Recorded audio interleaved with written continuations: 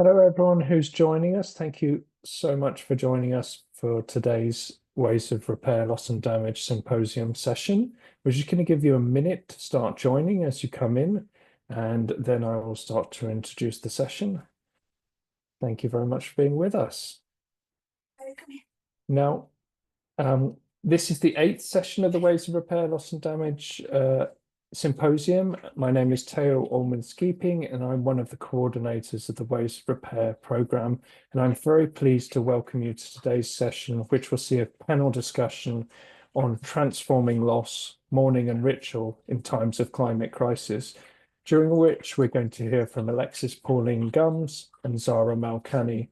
Now, unfortunately, we have to say from the beginning, unfortunately, Rebecca Solnit, who was due to join us for this panel, is not able to join us. She has some very urgent work, which Alexis will speak to a little bit later on. But we hope you will still join us and enjoy what will still be a fantastic conversation between Alexis and Zara and myself. For those of you who are joining us for the first time, just to let you know what the program is, the Ways of Repair program includes an online artistic research residency, public events, and a series of commissioned critical text of repair, and this yearly symposium, which you're at right now. All of this is aimed at facilitating a transdisciplinary exchange around the issue of loss and damage caused by the climate crisis.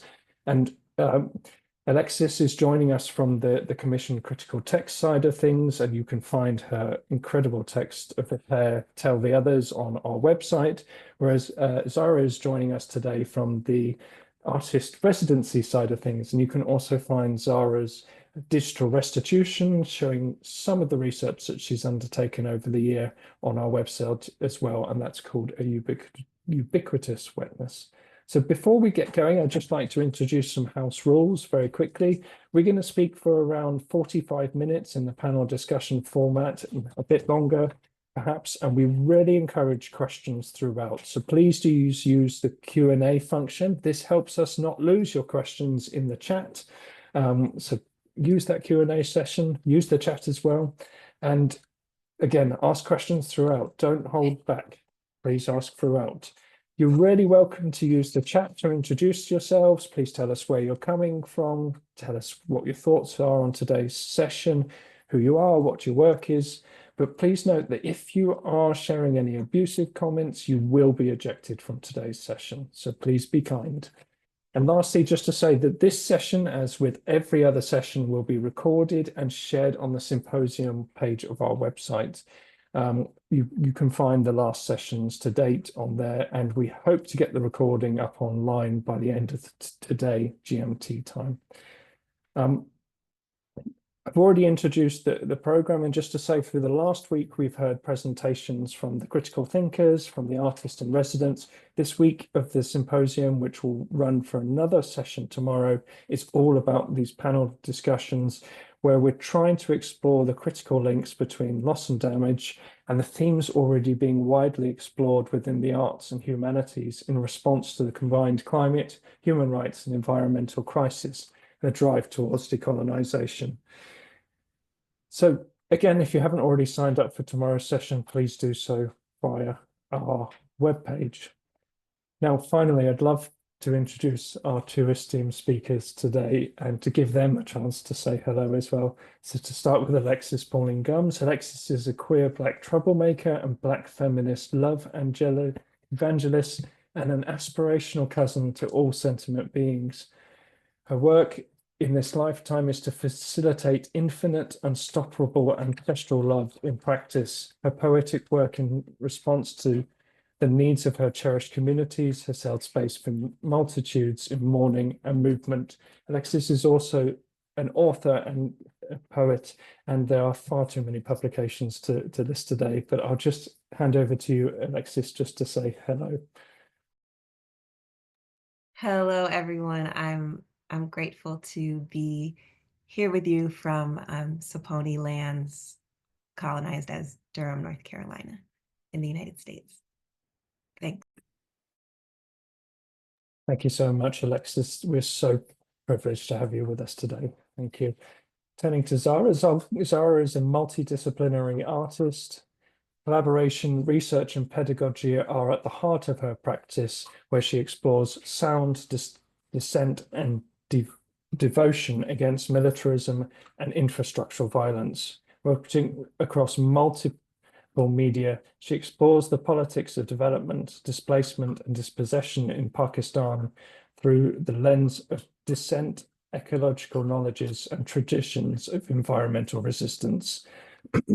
Together with Shahana Rajini, she is the co-founder of Karachi La Jamia, a Lamakan site for study, solidarity, and seeking. She was born and raised in by Karachi, and I'll just hand over to you, Sarah.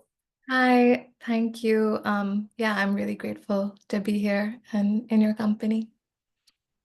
Thank you so much for being with us, Sarah. And just once again, for anyone who's just joining us, unfortunately, Rebecca Solnit is not able to join us today. She's got some very important work related to US politics. But thank you for joining us, and please stay with us today for this fantastic conversation. So today's panel discussion is going to consider how musical and oral traditions and ceremonies that bring together devotion and dissent, writing, poetry, and protest as form of remembrance and resistance against environmental devastation, dispossession, and erasure can meet us at the shoreline of loss to support us in finding a collective way forward in the details of our survival in this era of loss and damage from climate change. And to kick things off, I'd like to ask a question to both Zara and Alexis. And this is about recounting your experience of loss within your work, within your lives, and within your practice. And Alexis, within your text of repair, Tell the Others, you've spoken to transforming the loss caused by Hurricane Beryl. What's in your research, Zara, you've spoken to the devastating flooding that took place in Pakistan in 2022, as well as the extreme heat waves which are ongoing.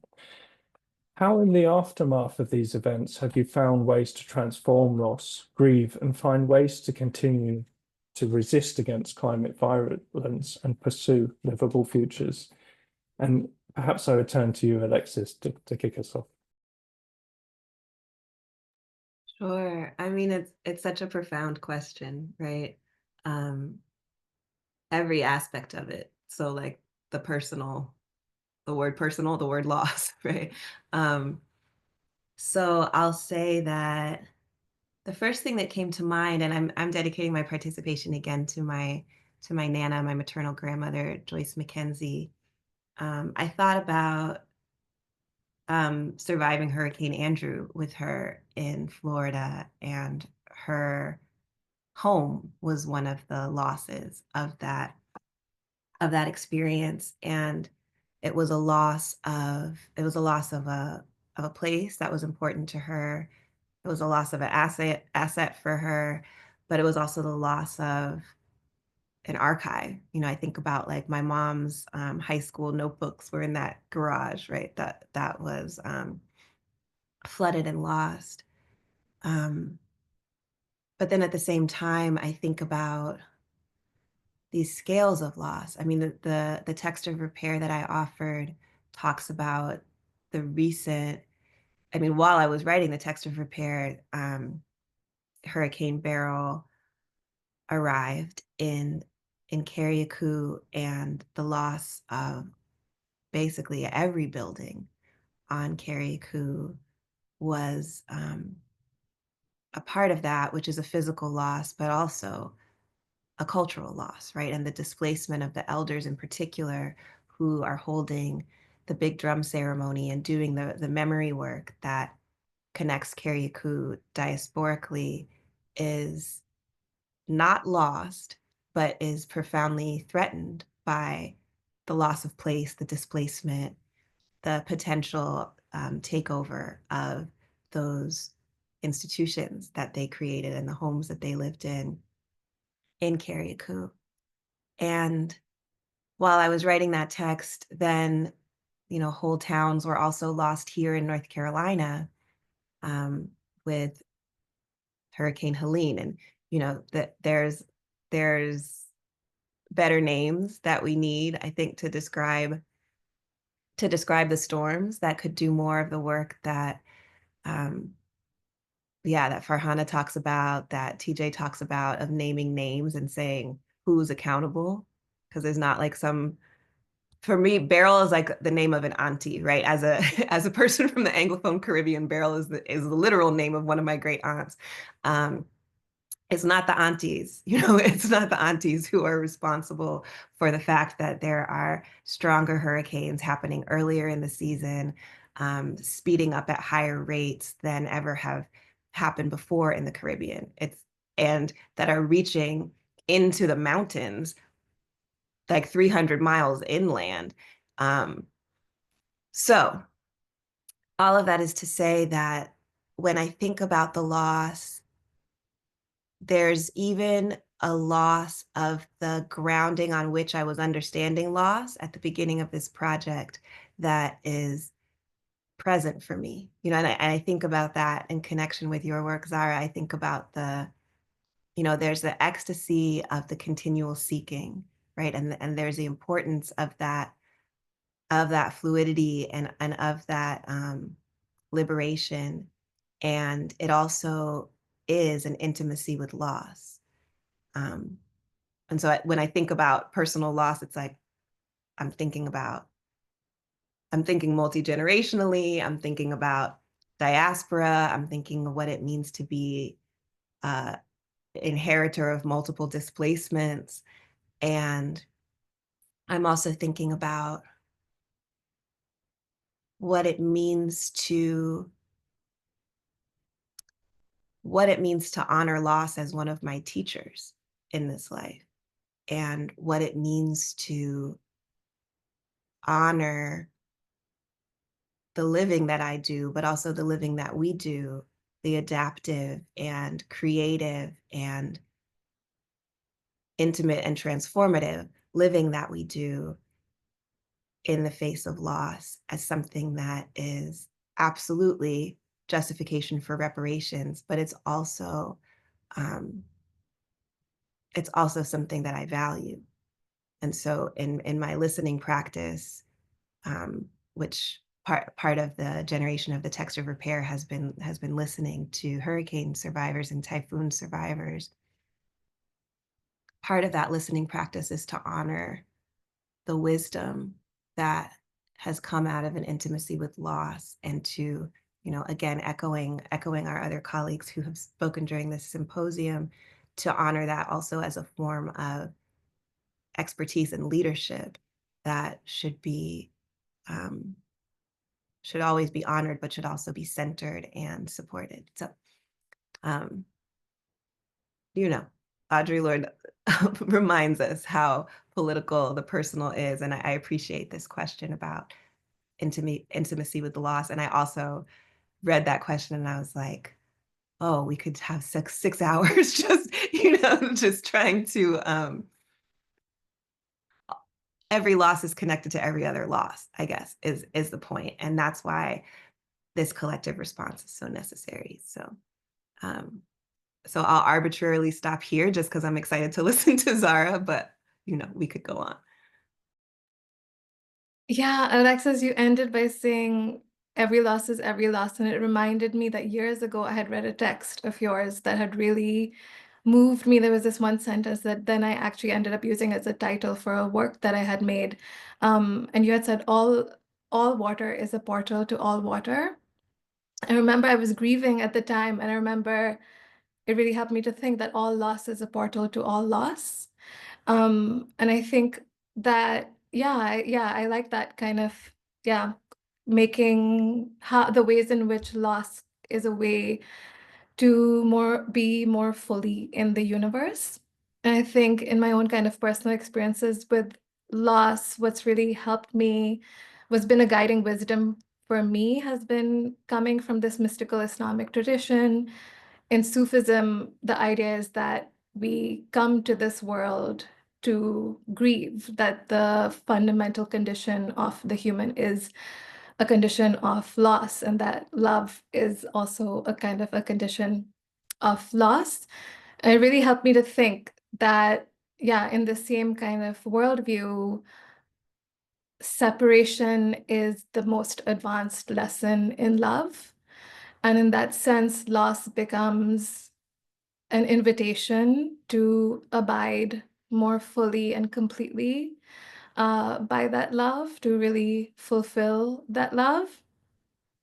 And so that's something that's kind of helped me, helped me as I kind of witness and also, suffer these spectacular collective losses as well. And I think that often turning towards these kind of mystical ways of thinking can be really, there's a danger of depoliticizing loss in that moment, but I think it's actually quite the opposite.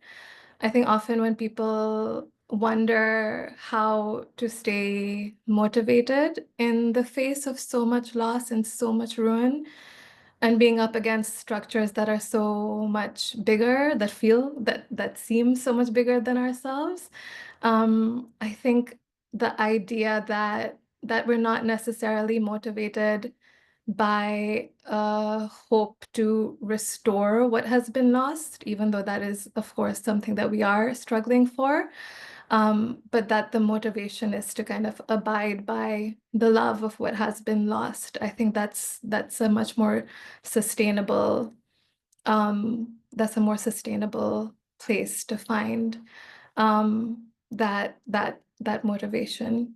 I hope that was clear or helpful.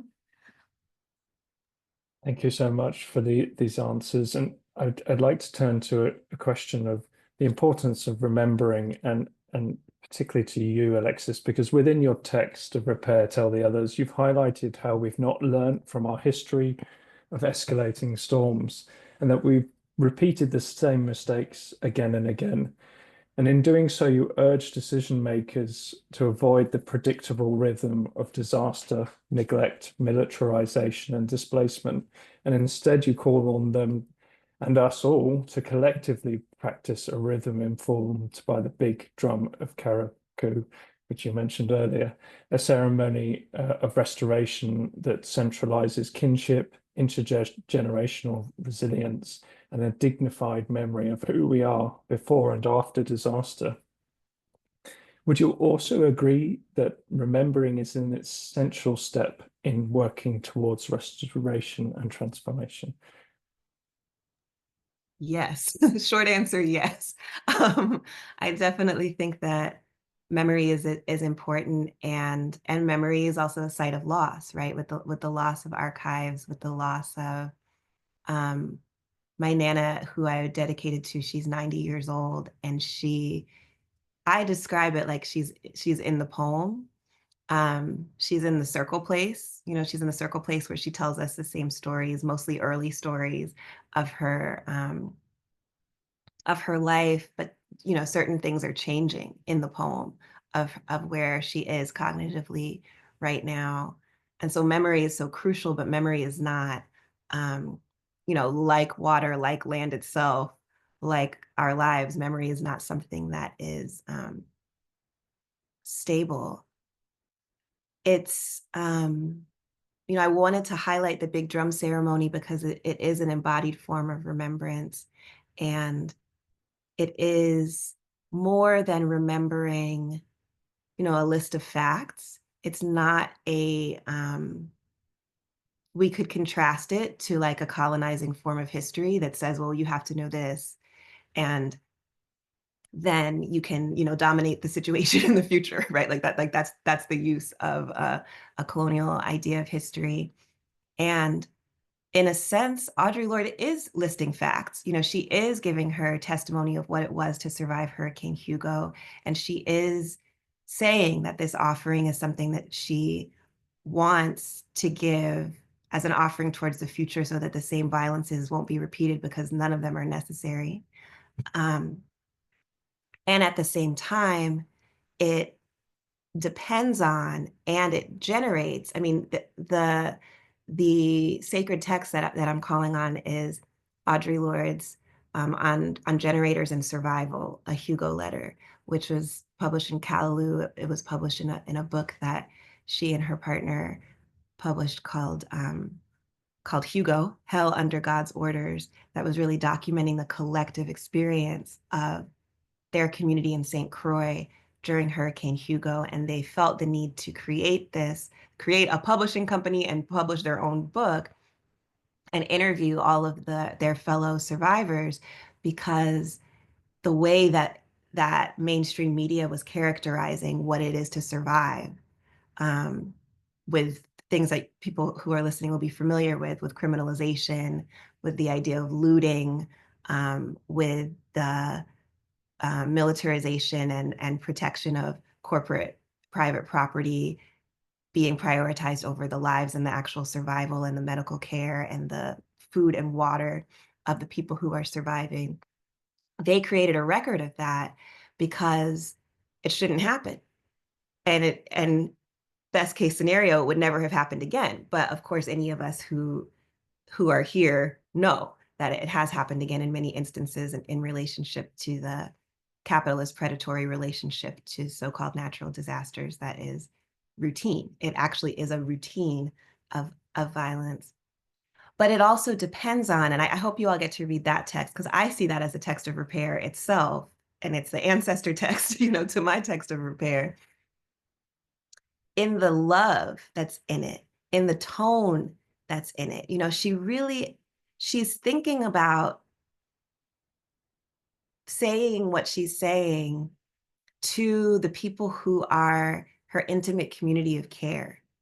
Like the Black lesbians in the United States who sent tarps and who sent lanterns and who sent materials and supplies to St. Croix to support the survivors, or the people in St. Lucia who sent like boatloads of fresh bananas to St. Croix because all of the vegetation was destroyed. You can tell in the tone that she is, especially because she ends it saying, I wish you were just around the bend, like she's at the fire in the rubble of her own house saying, I wish you were around the bend. And I mean, I didn't talk about this in my text of repair, but like, what an amazing thing to say. Like, you are surviving a disaster. You have no electricity. You're in the rubble of your own home. It's like this incredible decolonial poetic intervention against the tourist postcard, right? Wish you were here. Wish you were here. I'm in paradise. Instead, she's like, I wish you were around the bend, because you could then have this embodied memory of what it is to survive together and to love each other through this. And that there was such value to what she learned through that experience and what her community became in response to that experience, that she wished could be transferable so that it could impact the way that people who had not survived that hurricane were living and thinking and feeling.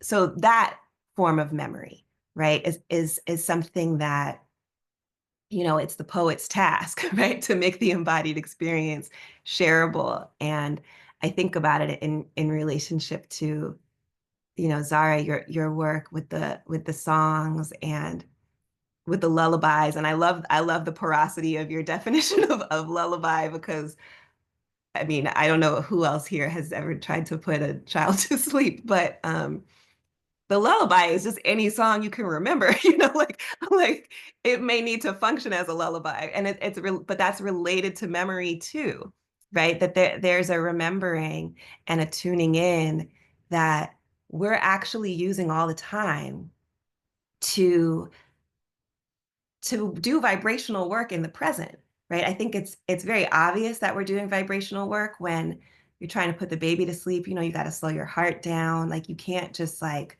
have all this wild energy of whatever I might feel, right? It just doesn't work, right? It's like, if you didn't know you were an energy worker, you find out you're an energy worker when you try to put a baby to sleep. And though, all the time we're doing that. And we're remembering a certain attunement, a certain feeling. Like when I dedicate being here to my Nana, I'm attuning myself, right? That's like a stream of love, a feeling that I know, a nourishing and a nurturance. That's the vibration that she represents for me and that I have learned from being in her care and being loved by her and even being rocked to sleep by her when I was a baby, that I'm intentionally attuning myself to that. So all that is to say, I mean, one, I just think there's so much a connection in what we're focusing on, Zara, but also to say memory is important. And I'll just say to give a shout out and to give honor to Rebecca Solnit, who is joining us in spirit, but is not able to be in the Zoom. That's something like she's totally a memory warrior, you know, like when the wildfires broke out in Los Angeles just last week or a week and a half ago, she was the one like posting, here are things that may not be, you know, accessible to you that are about the fires before and the history of this, right? And I'll just say that she reached out right now. The reason that she's not able to be with us this morning is because she is responding to, in the United States, the executive branch, the new administration of a U.S. president is enacting dictatorship moves, right? So the freezing of all federal grants by the executive branch is a seizing of power from the legislative branch. And Rebecca has articulated it as an attempted coup that, if it passes, is in fact a coup and a consolidation of power in the executive branch that is authoritarian. And so she's doing emergent actions against that, responding right now. It's still morning also where she lives. So she's like woken up to do that. And she's doing it because she wants to honor the lived experiences, the memories, everyone who has survived and not survived a dictatorship, the history of authoritarianism that, in alignment with what Audre Lorde was saying, if we don't learn from, we're doomed to live in the repetition of that. So I think memory is functioning in all these different ways, but I want to also just express my gratitude to Rebecca, who, as a writer and as a memory keeper, is so accountable to communities of the present and communities of the future. She's continually bringing back archives that would be erased, and that in fact authoritarian power wants to erase in order that we might have another possibility. Thank you so much, Alexis, and thank you for honoring Rebecca and her presence. We still very much feel like she is with us, but very much recognize the sort of firefighting work that is happening right now in the US as a result of the second Trump coming. I will hand over to you, Zara. Just please do reflect also on remembering, and particularly in light of your sonic work and the points that Alexis has highlighted. Yeah, I really like, Alexis, that you use the word attunement, because I think so much of kind of memory work happens through sound, and how memory settles into our bodies and into our bones is through sound and the word. So yeah, I think for me, you know, with a lot of this work with oral and sonic traditions, it is about the ways in which memory gives us the maps and the tools with which we learn ways of relating to the world and being in the world, but also modes of resistance. And then I also think about memory as a way of kind of, yeah, acknowledging that a lot of the battles that we are fighting are not battles that will be that didn't begin with us, and that they won't end with us, that we are also completing incomplete work. And, you know, I think again about like a lot of lullabies that I've heard, and in so many lullabies, like there is this tradition of naming your grandparents and your great-grandparents and your great-grandparents and naming ancestors.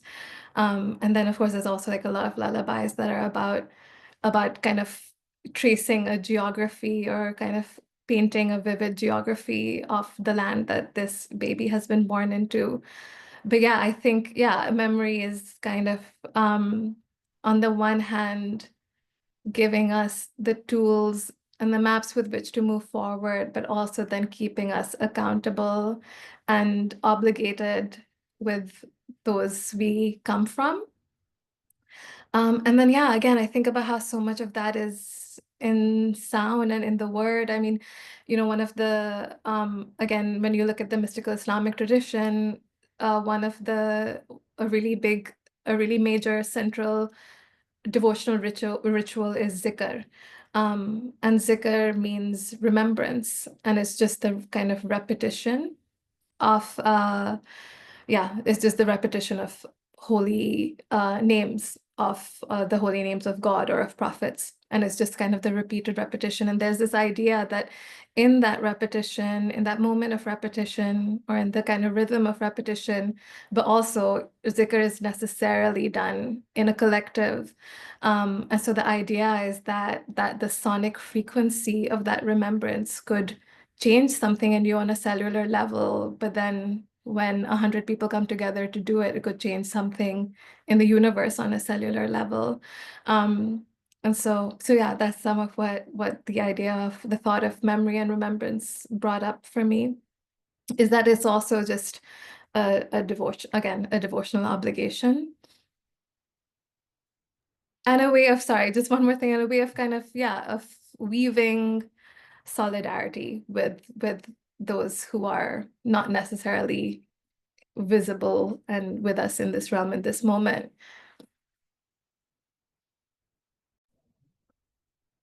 Thank you so much, Sarah. And I'd just like to touch on something which both of you have spoken to, and I think particularly in relation to ancestors and sort of different elements of history, past, present, and future. And I wondered if, for example, because it seems like your work, both of you, engages with sort of non-linear or pluralistic understandings of time.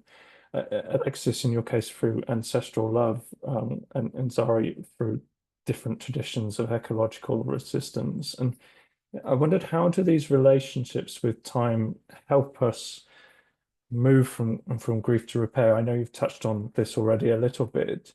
And how does this sort of intergenerational thinking offer a framework for sort of collective hope in a moment when the future often feels foreclosed or colonized?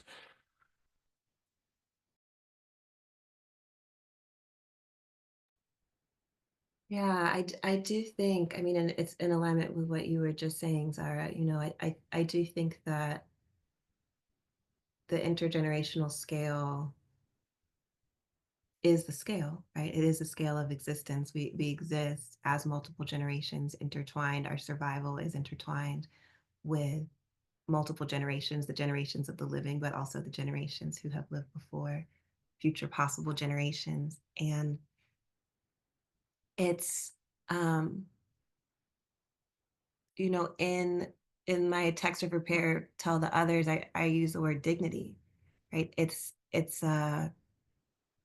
There's a form of dignity of what it means for me, of course, keep shouting out to my Nana, what it means to be her granddaughter, but also for me, what it means to be a transnational Black feminist in an intergenerational tradition of people who have offered, have risked, have loved, and to understand that that is a form of dignity that cannot be bought or sold or taken away or given. Like it is, and it is, for me, grounding in that becomes really important in the face of the also real fragility of a so-called individual life, though there is no individual life, right? A so-called individual body, though there really is also no individual body. But the idea that I'm an individual is the idea that is supposed to disempower me. It's supposed to make it possible to manipulate me. it's supposed to mean that the range of alliances that I would have, actions that I would take, priorities that I would live through should be limited by like what it takes to like earn a living in this individualistic paradigm, or to avoid the violence of the state or the corporation or the abandonment regimes that are a part of what it is to be a so-called individual human being at this time. And so that's really important. You know, I think about Fannie Lou Hamer. Speaking of sound, I think about Fannie Lou Hamer, and I think about the mass meetings that were such a core part of the civil rights movement, and the function of singing together in those meetings. It was an attunement function, right? It was to remember that their action was never individual action, and it was to actually move people to act for the collective good and to be braver than they were individually, right? And so the conditions in Mississippi where Fannie Lou Hamer is singing with mostly sharecroppers who are dealing with a direct threat of being kicked off the land that they're in relationship with, of losing their livelihood, of having their names published for going to register to vote in the newspaper so that white supremacist terrorists can find them and attack them. This is what they're facing, to then collectively march to the polls and register to vote in that instance as one part of a multifaceted Black liberation strategy. And they did it. Why? Because they didn't understand themselves as individual actors subject to all those forms of violence against the individual. They understood themselves as part of a collective vibration. And that's who I am. That's what I'm part of in the context of, we could say, Black feminist tradition, or we could say this, you know, collectively held vessel for so much love. And, you know, that's why I think it's so beautiful, the listening that you're doing, Zara, because that's what you're listening for, right? And you're listening at these openings where the love is flowing through, and people name the ancestors, and people tell the stories, and they remember intergenerational relationships to the water. You know, like all of that is happening in the listening that you're doing, and that's where our dignity is. I was reading, I don't know, I'm reading this book about yoga, and I don't really know any of the words in Sanskrit. You know, I'm just, you know, like a beginner's mind situation over here. But the piece that I read today was like, if you remembered who you were, you wouldn't stress out. Like you wouldn't worry. You wouldn't complain if you remembered who you were, because you're not some random person. You are a part of a great divinity. And if you remembered that, you would be having a totally different experience. And I was like, right, you know, that's the remembering. And that's the remembering practice that's carried in the songs. It's so incredible as a technology of intergenerational memory. And, you know, that's why it's so important. That's why it's so important that the elders who are carrying the big drum tradition, who literally use the drum and the rhythms and the song to say, we remember before our ancestors were kidnapped. We remember who we are. And we remember all the time, and we remember when we're about to build a house, and we remember at somebody's funeral, and we remember understanding that there's something so real about that technology, you know. And just to keep shouting out all the wonderful ways of repair projects, when I think about the Pashoza project and what it means to understand that there's a vibrational technology that's interspecies. It's in relationship with like literally the materials from the instruments that this community has created that is, well, one is being lost, right, by the ways that the soil has been damaged, but also that in itself is a reminder of this beyond human who we are and vibration that we need to tap into, and then the adaptation back into that relationship in the face of loss is so profound. You know, I was really moved by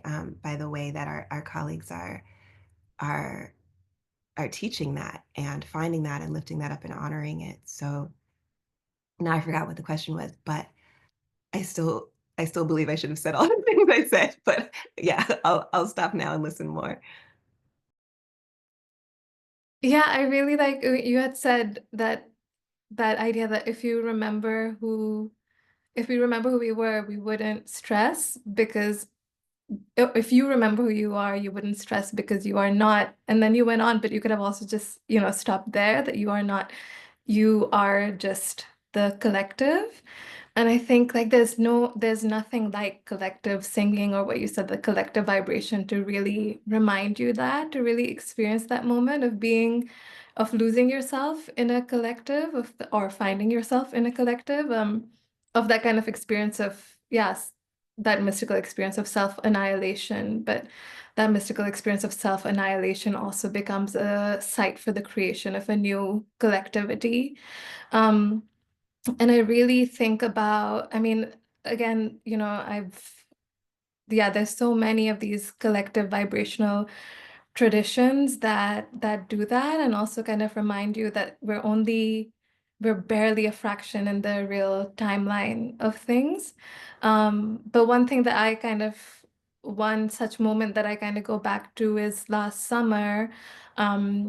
I was visiting home. I was in Karachi for Ashura, and Ashura is the yearly time of remembrance for Shia Muslims, to remember, to mourn collectively the Battle of Karbala, which was the battle in which the Prophet Muhammad's family descendants lost their lives. It was an incredibly brutal battle. And every year, Shia Muslims commemorate that with 10 to 40 days of grieving together, and immense grieving. And I think that experiencing that and witnessing that last year, in the context of also witnessing the genocide in Gaza at the same time, I was able to understand this ritual of remembrance better than I ever have been in my life. Because witnessing what's happened in Gaza, you really kind of, you can sense that we could go the next 100 lifetimes grieving and wailing and mourning what we've seen, and that still wouldn't be enough. That still wouldn't be enough to truly mourn what has happened.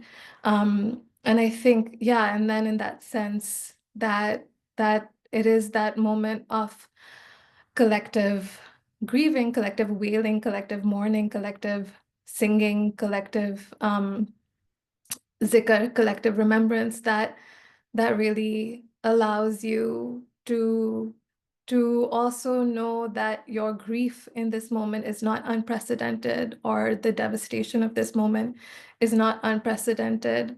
And the struggle that you now have to participate in is also not unprecedented. And it's in continuum with a tradition of resistance, a tradition of struggle.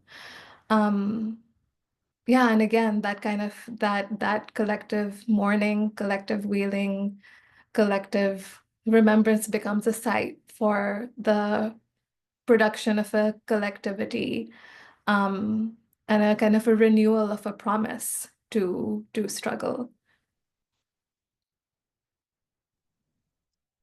Thank you so much. It's so much to think about in your answers. And I wanted to ask a little bit about the sort of role of cultural practitioners particularly in the context of the framing of loss and damage and in the climate change negotiations. And Alexis, in your text of repair, you highlight, as you have done in this talk, that culture is a methodology for survival, a technology for rebuilding and reconnecting, and a focal point of adaptation or of transforming loss.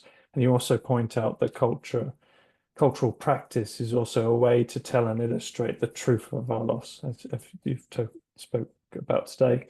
But in the text, you speak quite concretely about who is responsible, who should be paying. You say global North nations should be paying reparations, in this case to the islands most impacted by the climate crisis, and they shouldn't be profiting with things like loans. So I wondered, with all this in mind, what sort of roles should cultural practitioners be playing in overcoming this sort of narrow idea of what we consider to be loss and damage, what we consider to be transformation, grieving, or mourning within this technocratic and monetized approaches of the United Nations work on climate change? And why is it sort of important to articulate the terms of reparations when you're talking about how we might approach loss, transformation, grieving, mourning? Yeah, I mean, I think it starts, right where you brought us, Zara, when you spoke about the collective grieving.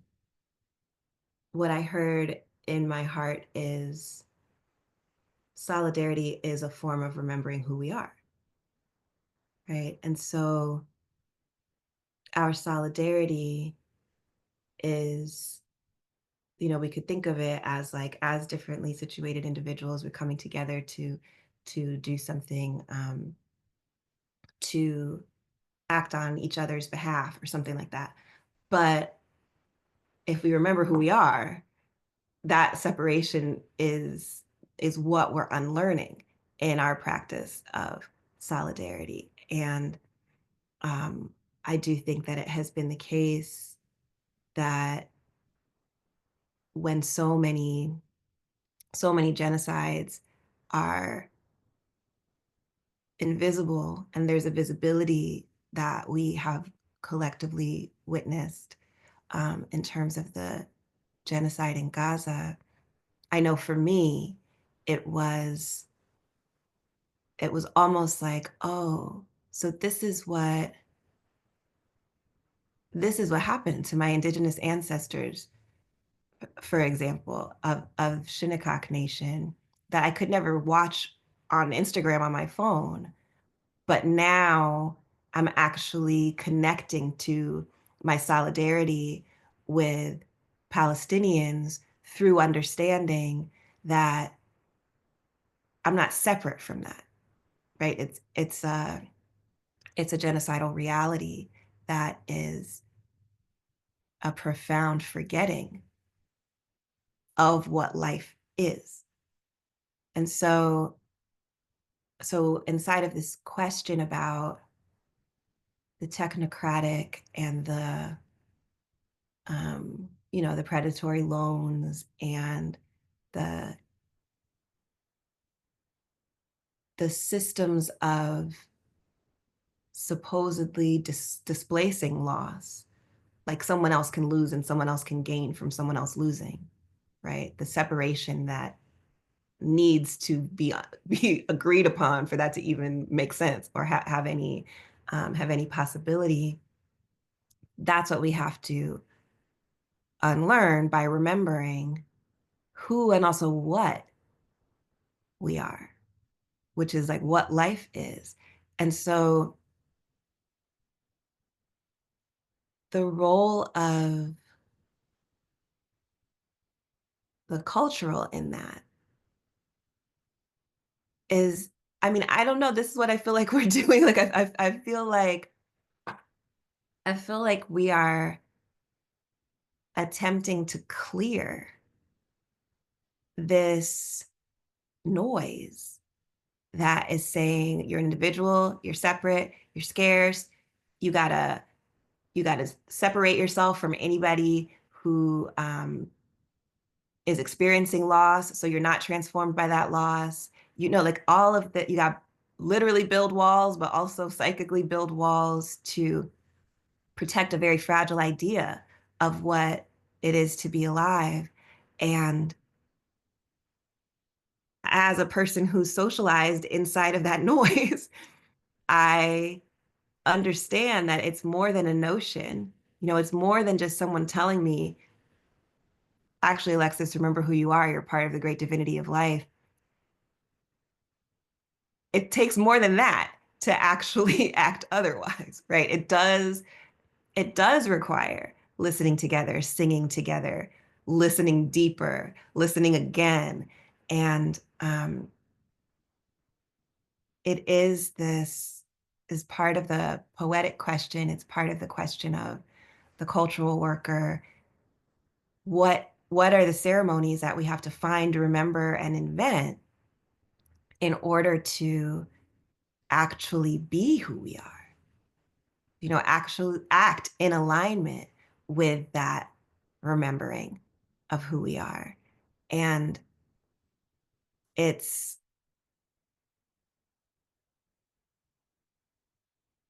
there's such the dissonance that, you know, definitely has been discussed in this symposium, and, you know, that Farhana has theorized for so many years so amazingly. That dissonance is like, is also such a clarity that there's loss, and then there's what we need to collectively completely let go of, which is this entire colonized idea of separation that structures everything, not just the United Nations, every nation state. You know, like that structure of separation is costing us collectively everything. It sacrifices everything. And but it also, for many of us, it seems to constitute our daily lives. And so we have to let it go. I can't just let it go individually. It has to be a collective process. And I always think of this poem that Audre Lorde wrote called Call, where she says, "We are learning by heart what has never been taught."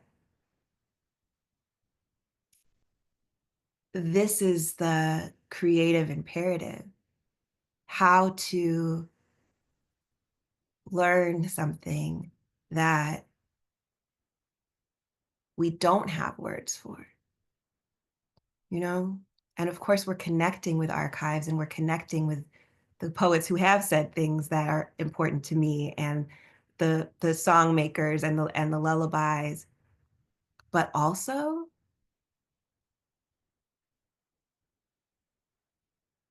we are imagining something that, in order to be as reparative as it must be, has to be so different from what has become normal to us that it should be unrecognizable to us. This is what Toni Cade Bambara, the epitome of a cultural worker, her primary identity was a cultural worker, Black feminist writer, genius. This is what she said in 1970 in her essay on the issue of roles. She's like, if I could even articulate it now, it's not revolutionary enough for what we need. If I can describe it now, it's not it. You know, like that is incredible to me. And that is a challenge, to a necessary challenge to a set of systems that are like, well, we have to be able to, you know, we have to be able to quantify it this way. We have to be able to fit it into norms that we understand. And then, you know, like Farhana has already said, then we're surprised when we get the same thing that we already had, right? But it's because we resist that structural shift. And anyway, so part of it is that there are infinite possible structures. There are so many memories to remember and presences to be present to about these definitions of life that remember who we are and that hold this dignity. You know, I'm not saying none of that exists and it all has to be made brand new, but I am saying that what it takes to clear that dominant noise that is taking up way too much room and structuring the majority of what living beings are having to deal with at this time on this planet, it is a fundamentally creative act to clear that and be in the unknown depth of possibility of what it is to live now with the scale of collectivity that's possible right now.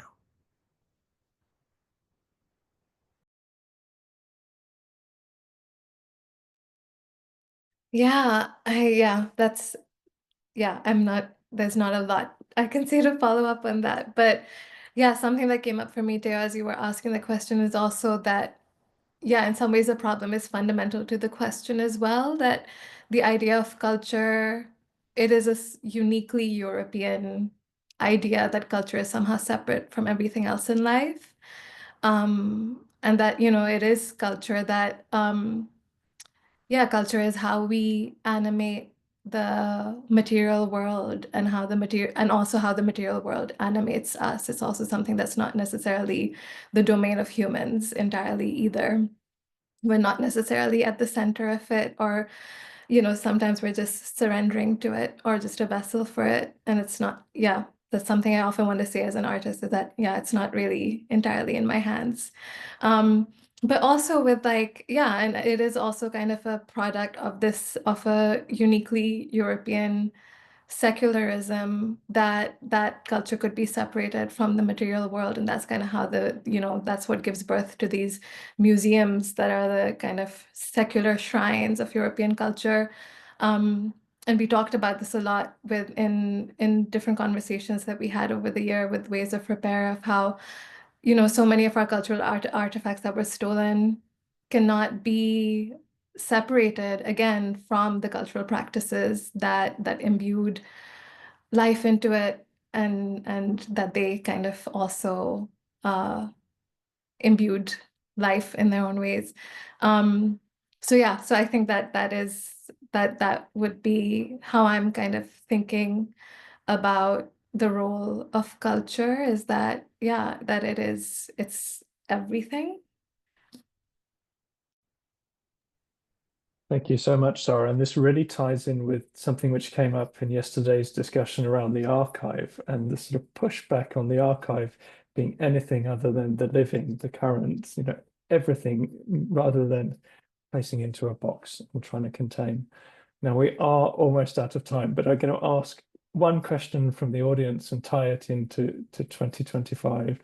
And I would urge shorter answers, but please, as you like. And then we will close this session, and I wish we could continue. But we have a question from Ritika Biswas in the chat. And Ritika is asking, how do you hold levity, humor, or joy within such deep rituals of mourning?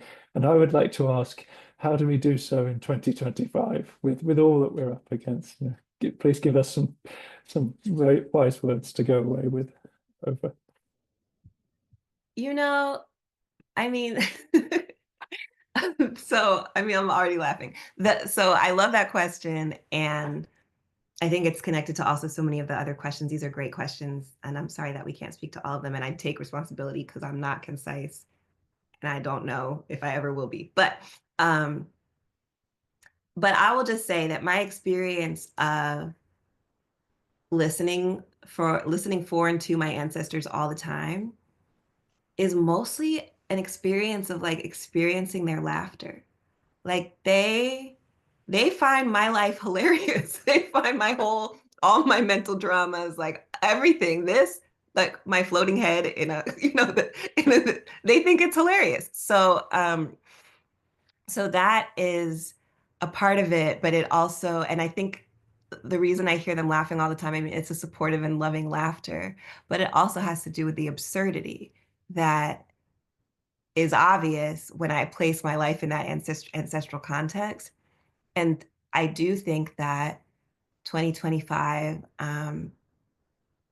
may be bereft of many things that would make sense, but it's certainly full of opportunities to witness absurdity.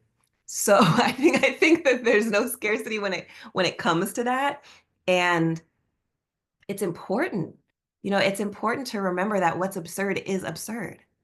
Now, what's absurd, a lot of what we've been conditioned to think is normal also is already absurd, right?